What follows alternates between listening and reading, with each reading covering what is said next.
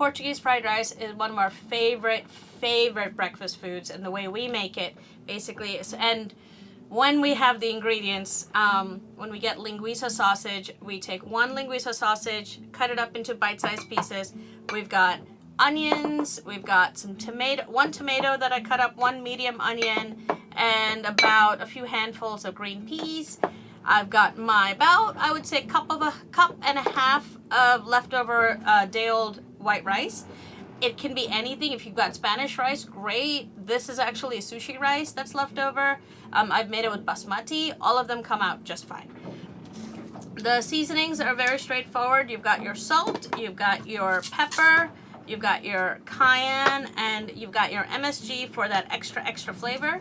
And to make it sort of what we call Spanish rice, we add 1 packet of Sazon seasoning. If I wanted to be having an extra punch or so, I add a 2nd packet. But it depends on the rice and it depends on the flavor.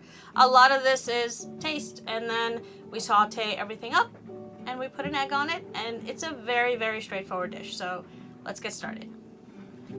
Our version of Portuguese fried rice has a very simple list of ingredients and a very simple list of spices, and these spices are adjustable to your taste.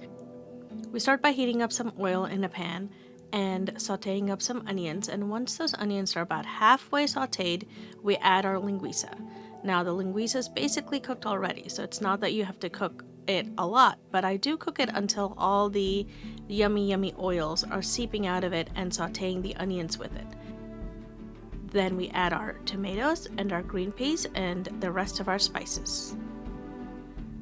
Once the tomatoes, the onions, and the linguica have all cooked together and the green peas are starting to thaw, we can add in our rice and make sure you separate out all the flakes and don't leave any lumps.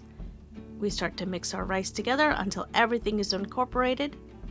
If your rice happens to be perfectly cooked, that's great. You don't have to add any more extra water, but if it does feel a little hard from being in the fridge overnight, you can add a little sprinkling of water as you mix it through and saute it until you are happy with the look, the flavor, and all the spices. And take it out into a bowl, make yourself a nice fried egg to go on top, and enjoy!